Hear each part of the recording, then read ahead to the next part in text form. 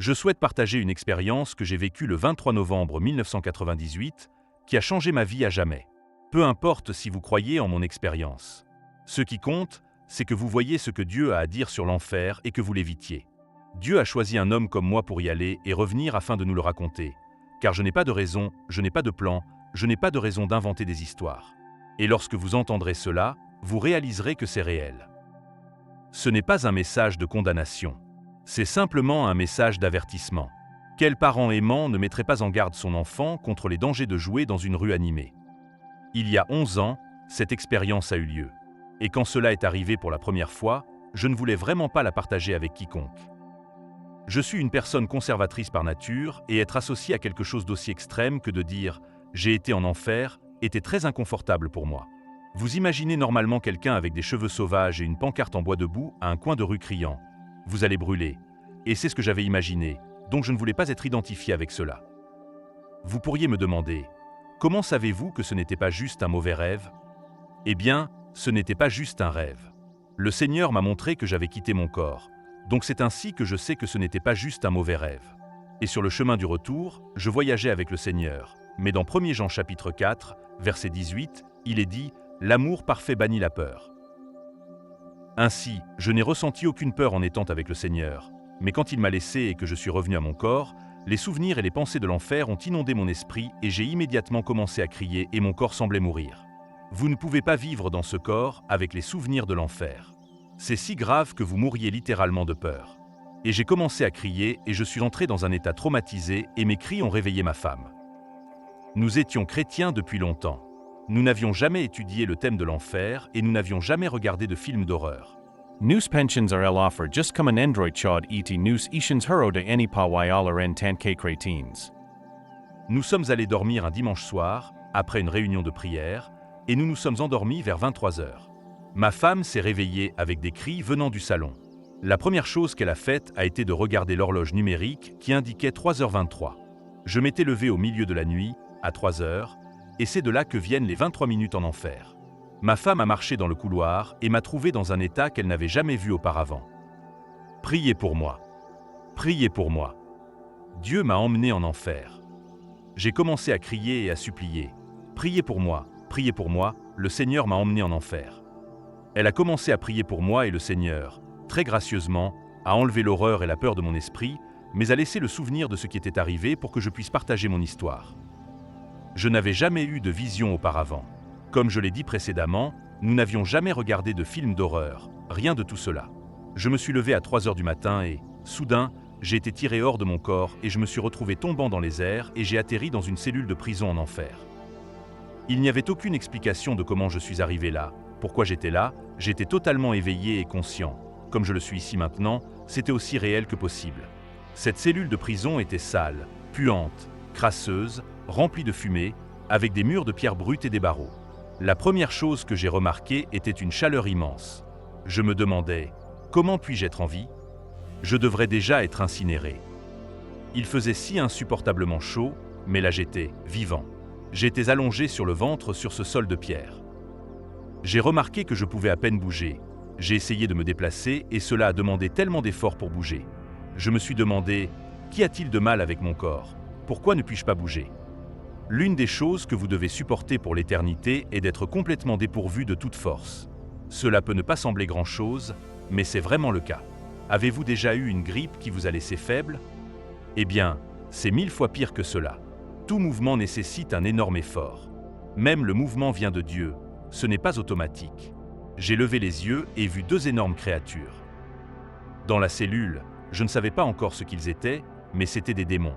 Ils avaient une apparence reptilienne, avec des excroissances et des écailles sur tout le corps, d'énormes mâchoires, des yeux creux et des griffes d'environ 30 cm. Ces 2-là, en particulier, mesuraient environ 3 à 4 mètres de haut. Ces 2-là se promenaient de long en large dans la cellule comme des animaux en cage, avec l'attitude la plus féroce et malveillante que vous puissiez imaginer. Ils blasphémaient et maudissaient Dieu avec une haine extrême. Pendant qu'ils blasphémaient et maudissaient Dieu, l'un d'eux m'a attrapé et m'a jeté contre le mur, comme si je pesais le même poids qu'un verre d'eau. Avec une force immense, j'ai frappé le mur, des os ont été brisés, je suis tombé par terre, j'ai ressenti de la douleur, mais j'ai compris que je ne ressentais qu'une petite partie de la douleur. Le Seigneur a expliqué, sur le chemin du retour, qu'il avait bloqué presque toute la douleur, mais m'avait permis de ressentir un peu, afin que je puisse en faire rapport aux gens. Ce n'est pas une douleur métaphorique ou allégorique, c'est une douleur réelle et littérale que vous ressentirez en enfer. Et la quantité de douleur que j'ai ressentie était déjà suffisante. L'autre m'a attrapé et a enfoncé ses griffes dans ma poitrine, déchirant la chair, qui pendait comme des rubans. Je ne pouvais pas croire. Comment étais-je encore en vie? Je devrais être mort à cause de ces blessures, mais là j'étais, en vie. Mais j'ai remarqué qu'il n'y avait ni sang ni eau sortant des blessures.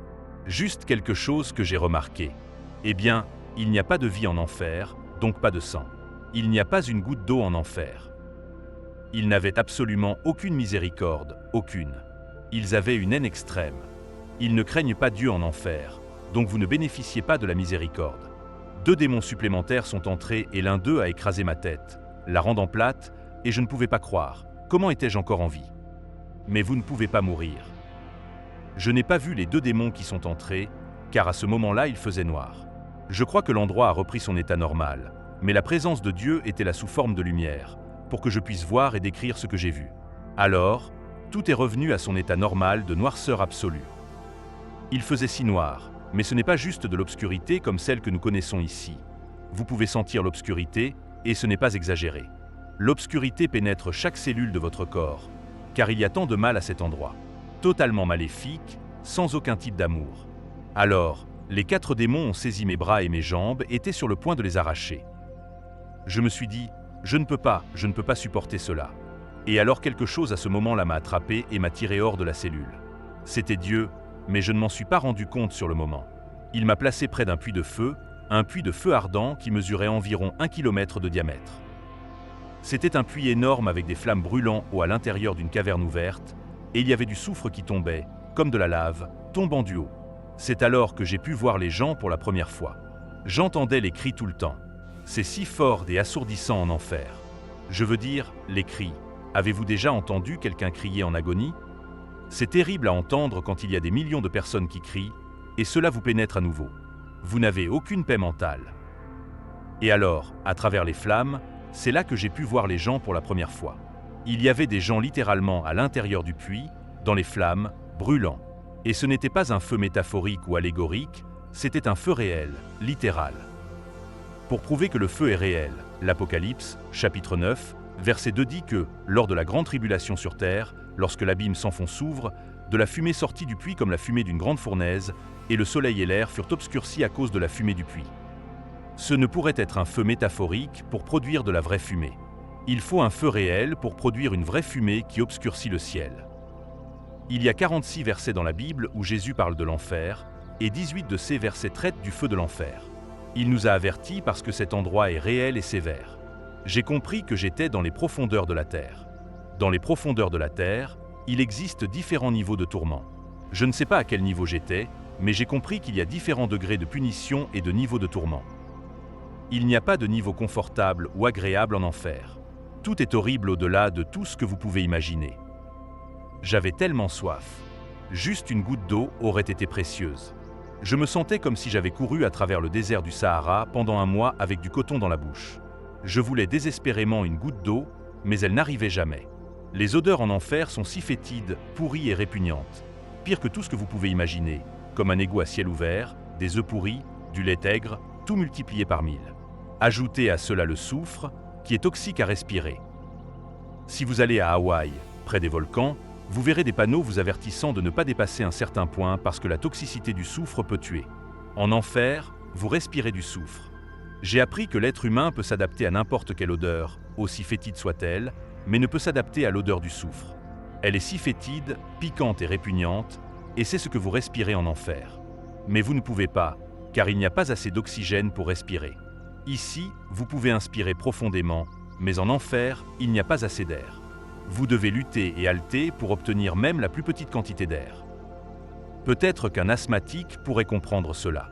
À tout moment, vous sentez que vous allez mourir par manque d'oxygène, mais cela continue. Vous n'êtes pas sur la terre, vous êtes dans les profondeurs de la terre. Dieu est très spécifique avec sa parole. Alors, vous ne recevez pas ce bénéfice à nouveau. J'étais là pour seulement 23 minutes, mais cela semblait avoir duré 23 semaines, et j'ai compris que vous avez besoin de dormir. Je voulais dormir, j'étais si épuisé, mais vous ne pourrez plus jamais dormir. Imaginez rester éveillé 1 ou 2 nuits et comment vous vous sentez. Mais, pour toute l'éternité, vous ne dormirez plus jamais. Cela signifie principalement qu'il n'y a pas de repos des tourments, mais aussi pas de repos de tout type. Vous n'êtes pas aimé là-bas. Vous avez faim. Vous ne pourrez jamais manger. Vous ne pourrez jamais boire. Vous êtes dans l'obscurité totale. Le niveau de peur, tout ce que vous devez expérimenter en enfer, est au-delà de tout ce que vous pouvez imaginer. J'étais à côté de ce grand puits de feu, observant toutes ces personnes brûlées, et vous vous sentez si impuissant. Vous ne pouvez pas vous aider vous-même. C'est une perte inutile. Vous n'avez aucun but, aucun destin. C'est un gaspillage complet et inutile. Et peu importe qui vous êtes, si vous êtes célèbre ici, personne ne saura qui vous êtes là-bas. Vous êtes complètement perdu et seul.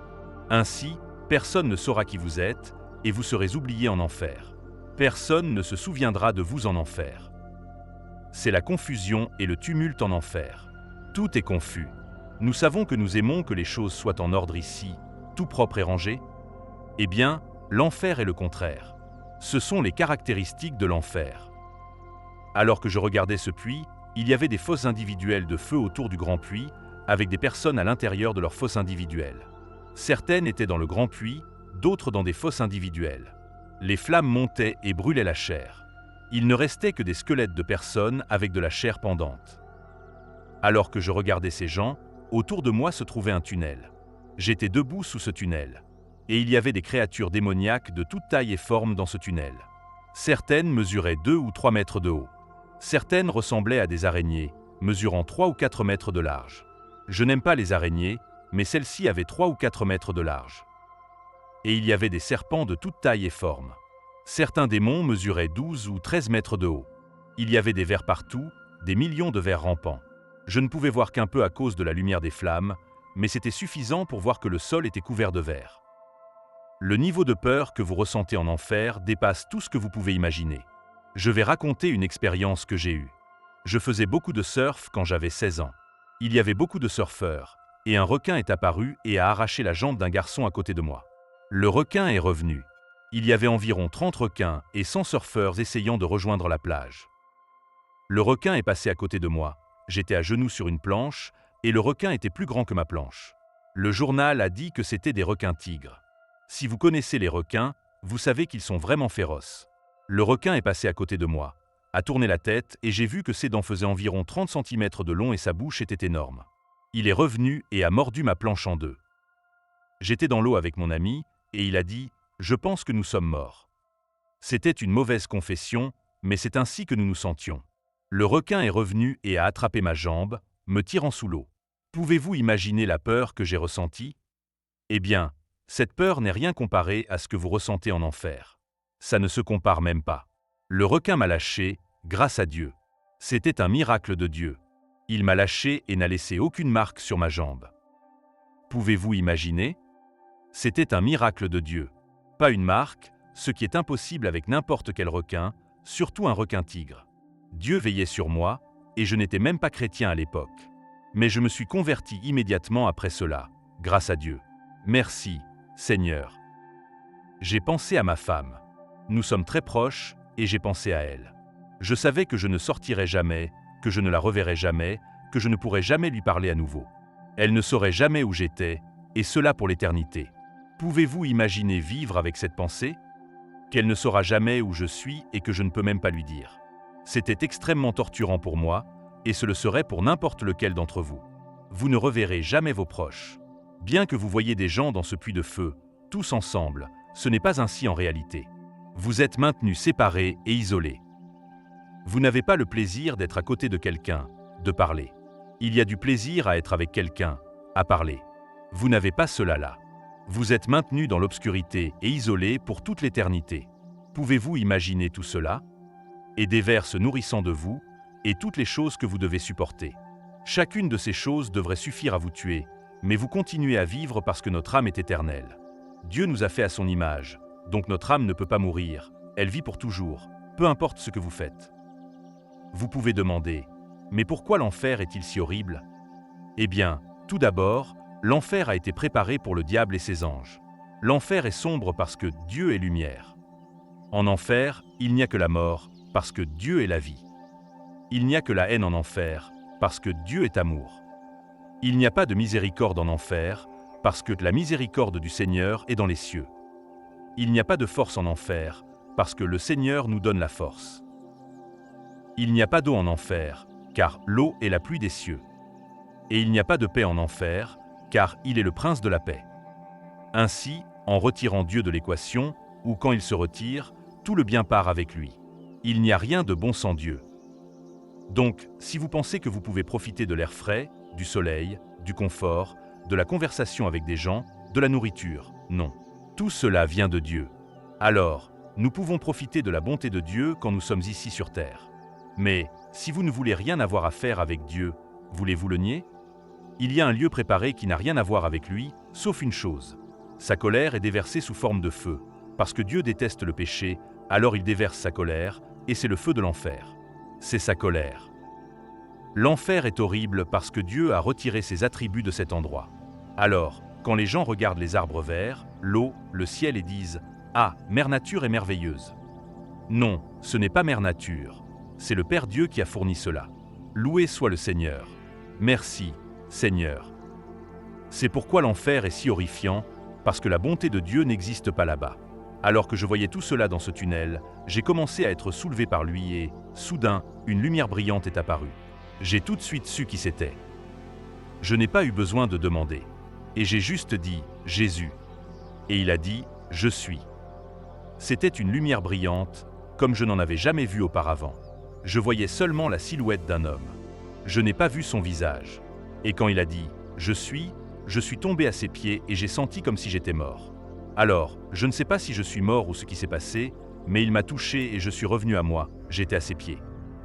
C'est là que j'ai réalisé, bien que je le sache déjà durant toutes mes années en tant que chrétien, mais cela m'a frappé très fort, que, parce qu'il est allé à la croix, je n'avais pas besoin d'aller à cet endroit. J'étais tellement reconnaissant pour la croix. S'il n'était pas allé, nous y serions tous. Tous.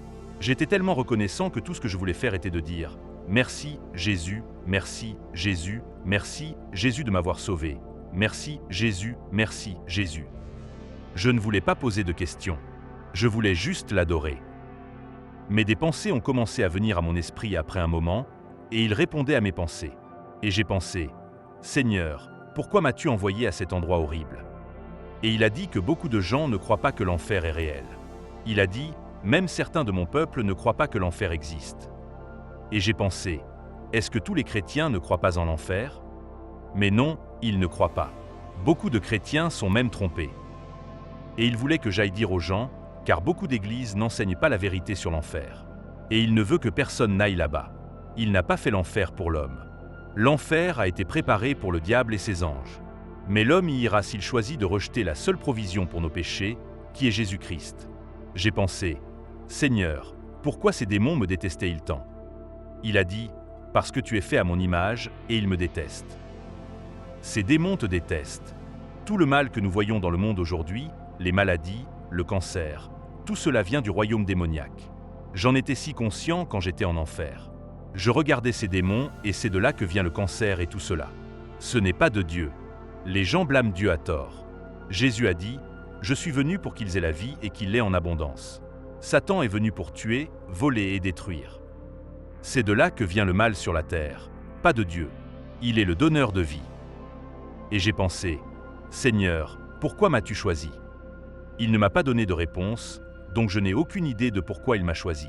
J'étais juste un agent immobilier, allant travailler tous les jours comme tout le monde.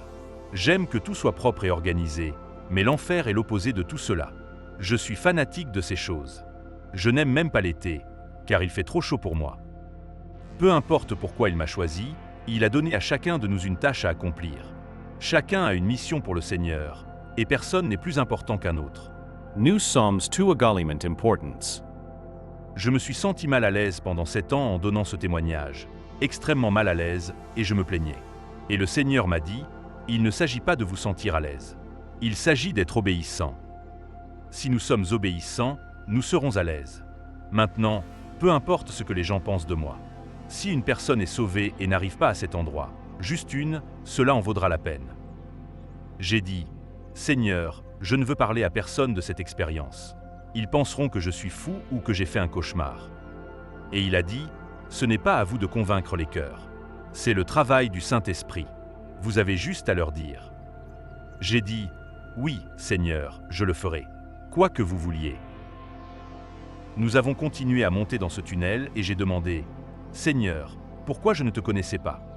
Pourquoi je ne te connaissais pas? Et il a répondu, parce que si vous me connaissiez, vous auriez de l'espoir, et je voulais que vous expérimentiez ce qu'ils ressentent là-bas, désespoir. Si j'avais été là en tant que chrétien, comme je le suis maintenant, j'aurais dit, Dieu merci, il va me sortir d'ici. Je saurais que je n'aurais pas à rester là. Mais il a bloqué cela de mon esprit pour que je puisse expérimenter ce que ces personnes ressentent. Désespoir. Désespoir pour l'éternité. Nous savons que la vérité, c'est Jésus. Il a dit, « Je suis le chemin, la vérité et la vie. Personne ne vient au Père que par moi. » Eh bien, Jésus est le seul espoir pour nous, et ces personnes n'ont pas d'espoir en lui. Il est le seul espoir. Elles n'ont pas d'espoir. Il est trop tard pour elles. La décision est définitive. Alors, cela a vraiment été la pire partie de l'enfer, outre la douleur et d'être séparé de Dieu et de toute sa bonté. C'était de savoir que vous ne sortiriez jamais, jamais de là. 10 millions d'années peuvent passer et vous serez toujours là à souffrir. Nu sommes alles dans le space. Totalement dans le space. Et j'ai regardé en arrière. J'ai regardé la Terre et c'était comme regarder un globe. C'était tellement incroyable de voir la Terre depuis l'espace. C'était absolument glorieux. J'ai regardé en arrière et dit « Waouh, qu'est-ce qui maintient cela? Qu'est-ce qui l'a fait tourner si parfaitement, sans varier même d'un millième ?» Toutes ces pensées traversaient mon esprit. Je partage juste ce que j'avais en tête. C'était tellement beau de voir la Terre. Je ne sais pas comment vous ne pouvez pas être sauvé en voyant la création de Dieu depuis l'espace. Quand j'étais enfant, je voulais être astronaute et je crois que Dieu s'est souvenu de cette pensée. Et il dit qu'il nous donnera les désirs de notre cœur. Je veux dire, combien c'est grand. Il n'avait pas besoin de prendre le chemin panoramique pour rentrer à la maison, vous savez. Mais il l'a fait pour moi. Alors, combien plus nous donnera-t-il tous les désirs de notre cœur si nous le servons? Pendant que je regardais la Terre, j'ai regardé dans l'espace, et Dieu m'a permis d'expérimenter un peu plus de son pouvoir. Il m'a révélé juste un peu plus de ce que nous pouvons comprendre ici de son incroyable pouvoir. Et j'ai regardé dans l'espace et j'ai pu voir toute l'immensité de l'univers, les étoiles, les milliards d'étoiles. Et j'ai regardé vers lui et j'ai pensé, « Oh, Seigneur, vous contrôlez chacune d'elles et aucune ne se heurte, aucune n'est hors de contrôle. Les milliards d'étoiles, ils contrôlent tout cela, tout en même temps. » Je pensais à toutes les personnes sur la Terre. Les milliards de personnes sur la Terre. Il connaît chaque pensée que nous avons à chaque instant. Pouvez-vous imaginer un Dieu si grand? Et il dirige le ciel et contrôle tout sans une seule erreur nulle part. Il connaît chaque moineau qui tombe au sol. Il connaît chaque cheveu qui est sur notre tête, qui change quotidiennement. Mais j'appréciais simplement tout cela, la création glorieuse de Dieu et son incroyable puissance. Mais alors, il voulait que je voie et me souvienne. Il m'a fait tourner, j'ai regardé vers le tunnel d'où nous venions de sortir, et les gens tombaient, l'un après l'autre, retournant dans le tunnel d'où nous venions de sortir. Et il pleurait, car ce n'est pas son désir que quiconque aille là-bas. Et les gens tombaient, et il voulait que je me souvienne de cela, pour que je puisse aller témoigner. Et je ne pouvais supporter de ressentir, il m'a permis de ressentir une partie de son cœur, et c'était si écrasant de ressentir ce que Dieu ressent, son amour. Cela dépasse largement notre capacité de concevoir combien il nous aime. Quand les gens pensent que Dieu est cruel, qu'il envoie quelqu'un en enfer, ils ont tout faux. Dieu n'envoie personne en enfer. Dieu n'est pas là-haut en disant « celui-ci va au ciel, celui-là va en enfer ». Nous tous, au-dessus de l'âge de la responsabilité, nous sommes automatiquement en route vers l'enfer. Voyez, Dieu est venu pour nous retirer de ce chemin. Il a planté une croix juste au milieu de ce chemin, de nous tous allant vers l'enfer. Alors tout ce que nous avons à faire est de regarder vers cette croix et d'être assez humble pour admettre que nous sommes des pécheurs, et d'appeler à Dieu, et il nous sauvera. C'est le Dieu que nous servons. Un Dieu aimant qui tente de nous garder hors de l'enfer. Dieu nous avertit de 4 manières différentes. Numéro 1, il nous donne la création.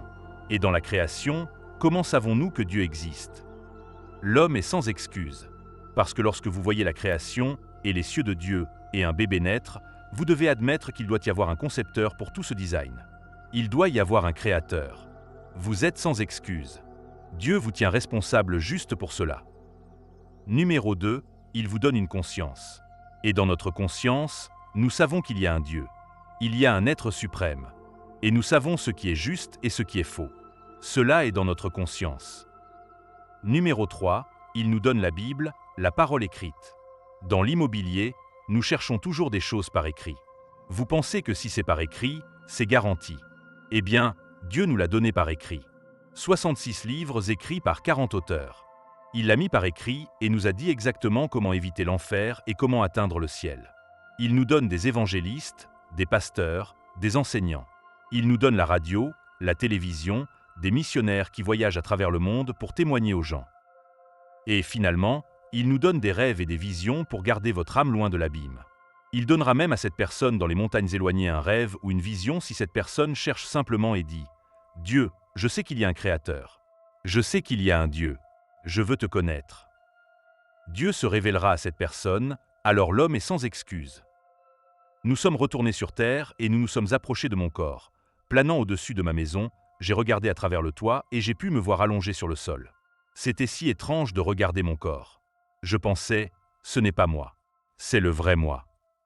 C'était comme si vous sortiez de votre voiture. Ce n'est qu'un véhicule pour vous emmener là où vous devez aller. Ce n'est pas vraiment vous. Ainsi, le corps semblait temporaire. Et puis j'ai vu un nuage de fumée s'élever et j'ai dit « Seigneur, qu'est-ce que c'est ?» Et il a dit « Ta vie. » J'ai dit « C'est tout ?» Cela s'est terminé en 1 seconde. C'était si rapide comparé à l'éternité, comme une petite bouilloire, la fumée montant. C'est ainsi que notre vie est courte comparée à l'éternité. Je pensais « Seigneur, nous n'avons pas beaucoup de temps. » Il a dit « Oui, mais ce que vous faites pour moi pendant ce temps comptera pour toute l'éternité. » N'est-ce pas incroyable que Dieu fasse cela? Ce court moment m'a donné une meilleure perspective éternelle sur la vie, sur ce qui est vraiment important. Servir Dieu est le plus important. Tout le reste passera et se consumera. Peu importe. Ça ne durera pas.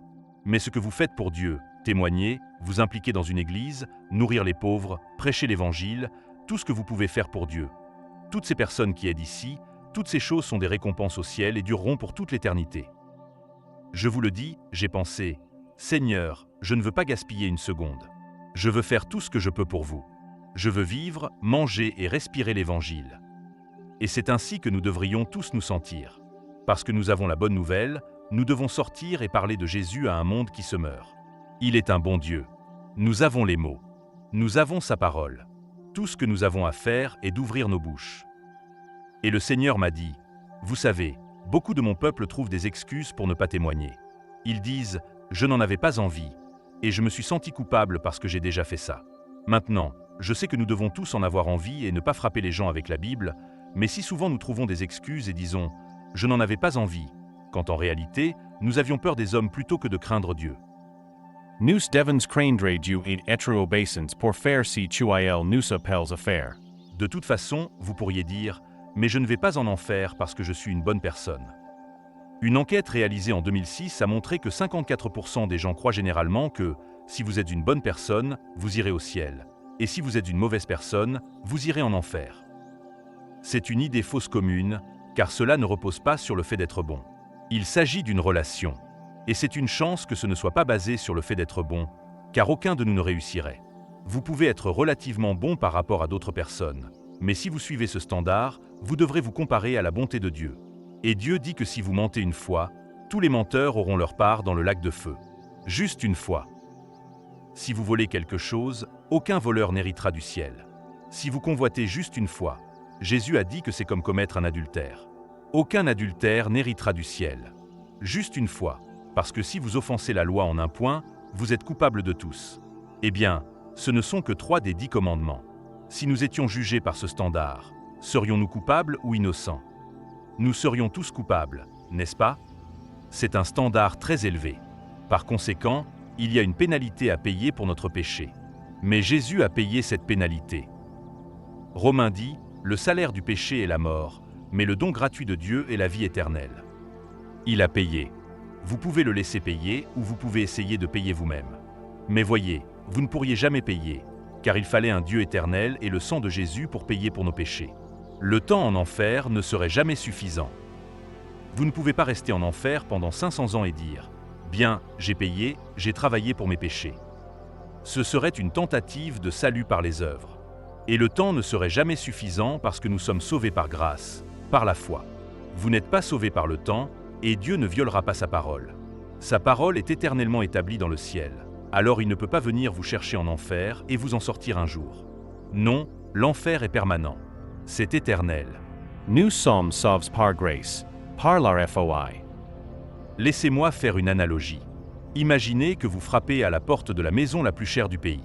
Et vous frappez à la porte et dites « Excusez-moi, je déménage ici parce que je suis une bonne personne. » Que pensez-vous que les gens diraient? Non, n'est-ce pas? Et vous ne vous attendriez pas à ce qu'ils acceptent, car vous n'avez pas de relation avec eux.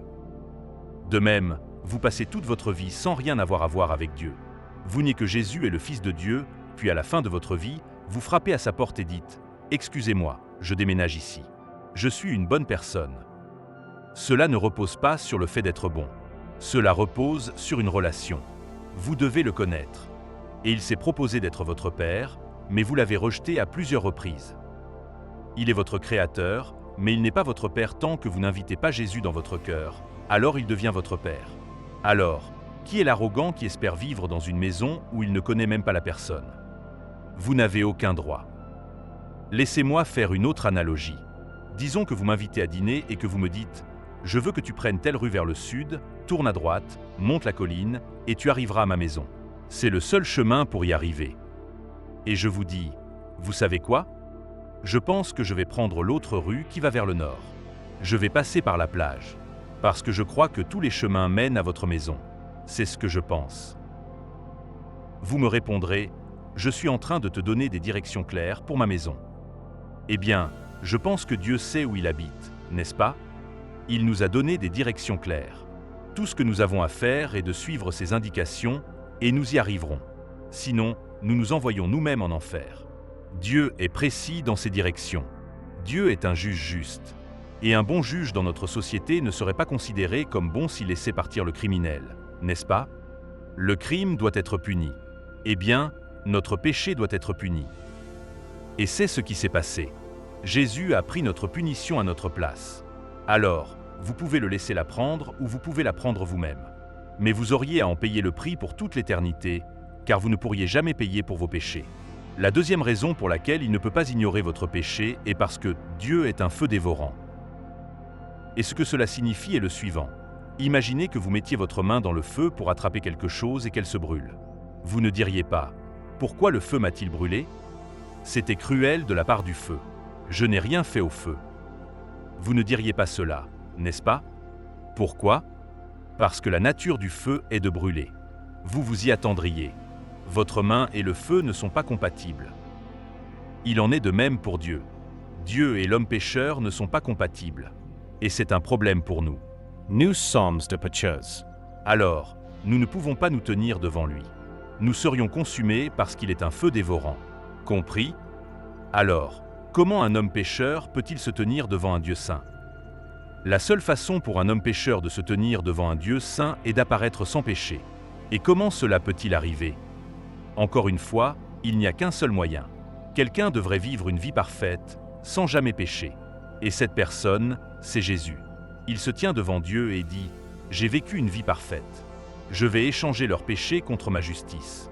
S'ils mettent leur confiance en moi, plutôt qu'en leurs œuvres. » Ainsi, si nous plaçons notre confiance dans son œuvre et non dans la nôtre, il prend notre péché et le lave avec son sang. Et nous pouvons nous tenir comme si nous n'avions jamais péché, car notre péché a été effacé. N'est-ce pas un plan incroyable que Dieu a conçu? Loué soit Dieu pour avoir créé ce plan. Les gens se plaignent et disent « Je n'aime pas cette idée qu'il n'y ait qu'un seul chemin. » Vous devriez être reconnaissant qu'il y ait un chemin. Dieu a créé un chemin. Ce sont les indications pour le ciel. Vous devez vous repentir de vos péchés. Se repentir signifie se détourner du péché. Il ne suffit pas de reconnaître mentalement que Jésus est le Fils de Dieu. Vous devez accepter de vous détourner du péché et dire « Seigneur, je reconnais que je suis pécheur. Je ne peux pas me sauver. Je ne veux plus pécher. Je veux marcher et te suivre. » Si vous vous repentez de vos péchés, si de ta bouche tu confesses le Seigneur Jésus et que dans ton cœur tu crois que Dieu l'a ressuscité des morts, tu seras sauvé. C'est le chemin vers le ciel. Jésus a dit « Je suis le chemin, la vérité et la vie. Nul ne vient au Père que par moi. Et je ne suis pas ici pour dénigrer la croyance de quiconque, mais pour vous dissuader de croire en autre chose que ce que Jésus a dit. Il est le seul chemin. Il n'y en a pas d'autre. Peu importe comment vous avez été élevé. Jésus. Il n'y a qu'un seul chemin. Mais vous savez, c'est votre choix. Dieu donne à l'homme le choix parce que c'est ce que fait l'amour. Il donne une option. Il aurait pu faire de nous des robots, mais il ne l'a pas fait. Il a donné à l'homme le libre arbitre pour que nous puissions choisir. Dieu a un livre. Et au jour du jugement, si vous n'êtes pas sauvés, vous vous tiendrez devant lui. Il ouvrira ce livre. Et ne serait-il pas terrible de l'entendre dire « Votre nom n'est pas dans ce livre. Éloignez-vous de moi, dans le feu éternel, préparé pour le diable et ses anges. » Ce seraient les pires mots que vous pourriez entendre, car ils sont éternels. Savez-vous si votre nom est inscrit dans son livre? Si vous voulez que votre nom soit dans le livre de Dieu, alors répétez cette prière et dites-la avec le cœur. « Cher Dieu, je sais que j'ai péché et que je ne peux pas me sauver. Je crois que tu as envoyé ton Fils Jésus pour mourir sur la croix pour moi, qu'il a été crucifié, qu'il est mort et a été enterré, et qu'il est ressuscité. Je te demande de me pardonner pour mes péchés. Je me détourne de mes péchés. Je te demande d'entrer dans mon cœur. Je te reçois comme mon Seigneur et Sauveur. Merci, Jésus, d'avoir versé ton sang pour laver mes péchés. Je crois que je suis maintenant un chrétien né de nouveau, destiné au ciel. Merci, Jésus, de m'avoir sauvé. Au nom de Jésus. Amen. C'était la décision la plus sage que vous puissiez prendre. Votre esprit est maintenant vivant pour Dieu et vous êtes dans sa famille. Mais ce n'est que le premier pas. Il y a quelque chose de très important. Premièrement, lisez votre Bible tous les jours, spécialement le Nouveau Testament, car cela vous transformera de l'intérieur à mesure que vous commencerez à faire ce qu'elle dit. C'est le manuel d'instruction de Dieu pour la vie. Deuxièmement, apprenez tout ce que Jésus a payé sur la croix. Apprenez à connaître l'amour immense de Dieu, sa grâce, sa puissance qu'il nous a donnée pour vaincre le péché, pour briser la dépendance et la luxure dans nos vies. Mais cela n'est pas automatique. Nous devons faire notre part en développant notre relation avec Dieu. Connectez-vous avec d'autres croyants. Plantez-vous dans une bonne église. Et coupez les associations mauvaises pour ne pas être ramenés vers vos anciennes habitudes. Et souvenez-vous toujours, si vous faites une erreur et péchez, ne fuyez jamais Dieu. Jésus a dit, « Je ne te laisserai jamais, ni ne t'abandonnerai. » Demandez-lui immédiatement pardon et retournez vers lui. Il vous aidera à chaque fois. Peu importe ce qui arrive. Mettez-le en premier. Cherchez-le et vous vivrez véritablement.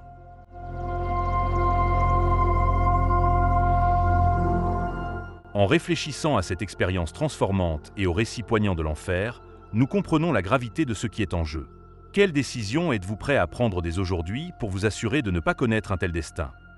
Vivez-vous vraiment d'une manière qui honore la miséricorde et le sacrifice que Jésus a fait pour nous? Je vous mets au défi de vous poser cette question. Suis-je simplement en train de regarder ma vie défiler, ou est-ce que je prends des mesures concrètes pour me rapprocher de Dieu? Dieu nous appelle à une vie de transformation et d'abandon, et cela commence par une décision consciente de suivre ses voies et de rechercher sa présence. Je vous invite à vous abonner dès maintenant à notre chaîne, activer les notifications et à nous rejoindre dans ce parcours de foi et de rédemption. Dieu a un plan pour chacun d'entre nous, et nous continuerons à explorer ensemble ces vérités profondes.